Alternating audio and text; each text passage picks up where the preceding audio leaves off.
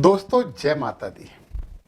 चंद्र राशि मीन के जातकों के लिए कैसा रहेगा शनि का 29 मार्च 2025 शाम को लगभग 10 बजे का गोचर, उसका फल कथन हम आपके लिए लेकर आए हैं। आप गुरुदेव की राशि के जातक हो, दयालु हो, संवेदनशील हो, कल्पनाशील हो, कलाकार हो या कलाओं में बहुत रुचि रखने वाले हैं और आध्यात्मिकता भी आप में बहुत बढ़ चढ़कर है। और एक सबसे अच्छी बात मैं आपको बताऊं कि आप दूसरों के हित के लिए स्वयं के हित को बाईपास कर देते हो, बाजू में कर देते हो। मतलब आप में सेवा भाव है। आप अपने सुख दुख की परवाह किए बिना दूसरों के सुख दुख के बारे में ज्यादा सोचते हो, बहुत भावुक होते हो, त्यागी हो, परंतु आप अनिर्णय के शिकार हो जाते हो, ये करूं या वो करूं। तो थोड़ा सा मानसिक तनाव भी आप उत्पन्न कर लेते हैं, परंतु गुरुदेव की राशि वाले हो तो बुद्धिमान और विद्वान तो आप हो। ऐसे में शनि महाराज आपकी ही राशि में प्रवेश कर रहे हैं।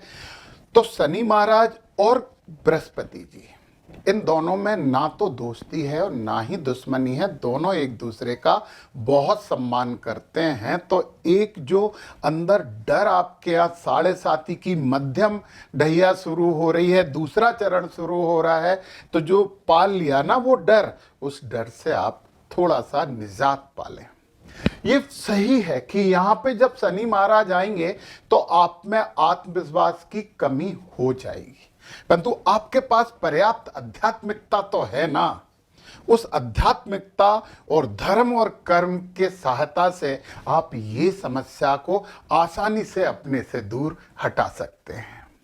मेहनत आपको अधिक करनी पड़ेगी और उसका फल थोड़ा सा कम मिलेगा, पर फल मिलेगा। ये सकारात्मकता है कि ऐसा नहीं होगा कि आपकी मेहनत जाया हो जाए, आपको फल मिलेगा और जरूर मिलेगा फल। तो मेहनती आप बन जाइए, थोड़ी सी कमर कस लीजिए इन 2.5 सालों के लिए, तो आपको फल अच्छा मिलेगा, जरूर मिलेगा। थोड़ा सा देर से मिलेगा।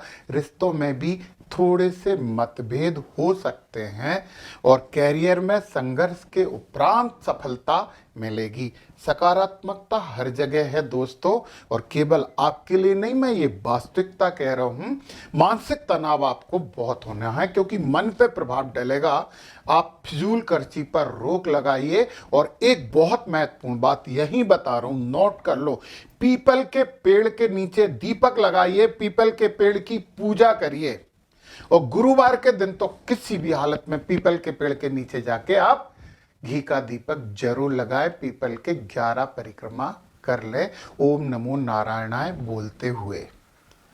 तो आपकी आधी समस्याएं तो इसी से खत्म हो जाएंगी। तो कर लीजिए इसे। तो शनि महाराज यहां से तीसरी दृष्टि आपके तीसरे घर पे डाल रहे हैं, जिससे हम पहली दृष्टि बोलते हैं। तो मैंने बोला कि रिश्तों में छोटे भाई बहनों से थोड़ा बहुत मतभेद होगा, यात्राओं में थोड़ी सी समस्या उत्पन्न हो सकती है। आप ओम नमः शिवाय का जप जरूर करें।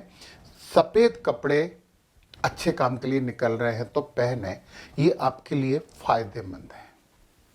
और माता लक्ष्मी की आराधना करें। ओम श्री महालक्ष्मी नमः।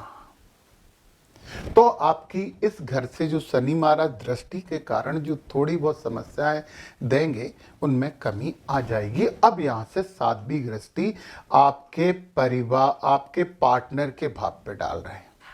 हम इसे दूसरी बोलते हैं। 7वीं प्राकृतिक दृष्टि है।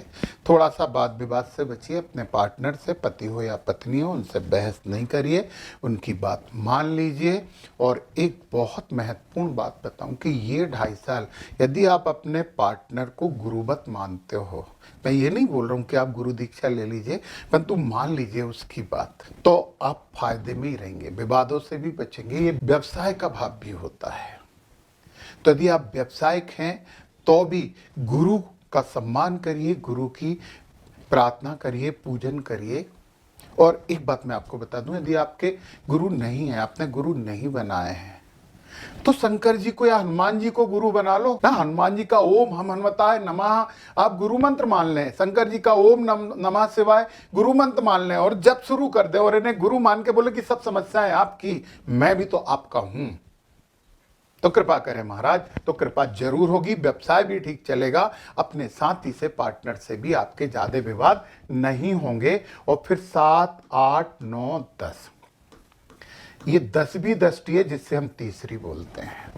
ये आपके कर्म क्षेत्र पर पड़ रही है, तो अपने आप को मेहनत के लिए तैयार कीजिए, क्योंकि कहीं ना कहीं शनि महाराज थोड़े से कर्मों में धीमापन लेकर आएंगे। उस धीमापन से आपकी आध्यात्मिकता, आपकी बुद्धिमत्ता आपको बहुत आसानी से बचा सकती है। दोस्तों, वास्तविक जो फल कथन होते हैं वो तो व्यक्तिगत पूरी कुंडली के आधार पर होते हैं, परंतु फिर भी शनि महाराज के क्या फल कथन है हम उनकी बात आपसे कर रहे हैं।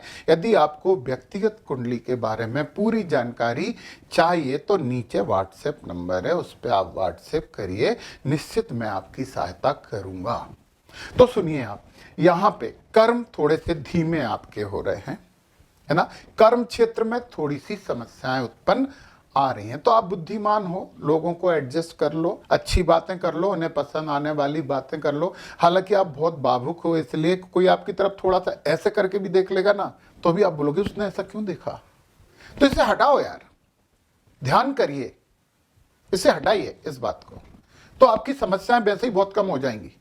क्योंकि मीन राशि की एकमात्र समस्या उनकी अत्यधिक सेंसिटिविटी, संवेदनशीलता है। इससे बचने के लिए आप जरूर ध्यान का सहारा लीजिए। चलिए हम और उपाय की बात करते हैं कि और क्या उपाय हो सकते हैं। शनिवार को सरसों के तेल में परछाई देखकर दान करें, इसे हम परछाई छाया दान कहते हैं। तो एक तेल आप एक उसमें कटोरे में ले लीजिए, उसमें आपको देख लीजिए, दिख जाओगे आप उसमें, फिर उसे दान कर दें। इसे छाया दान कहते हैं और ये बहुत प्रभावी है, ये बहुत इफेक्टिव है। तो छाया दान करिए। काले घोड़े की नाल घर में लगाएं, घर के दरवाजे पे काले घोड़े की नाल आप लगा लें। फिर घर में हल्के नीले रंग का प्रयोग करें, लाइट ब्लू, स्काई ब्लू भी हो, और घर के उत्तर पश्चिम में कुछ धातु की मूर्तियां लाकर रख दें और स्वयं पे विश्वास करें, भावुकता से बचें, मानसिक तनाव के शिकार ना हो। तो आपके ये 2.5 साल जो मध्यम ढैया है, दूसरा चरण है, वो भी बहुत अच्छा गुजरेगा, क्योंकि श्री कृष्ण बोल गए हैं कर्मण्यवाधिकारस्ते माम फलेषु कदाचन।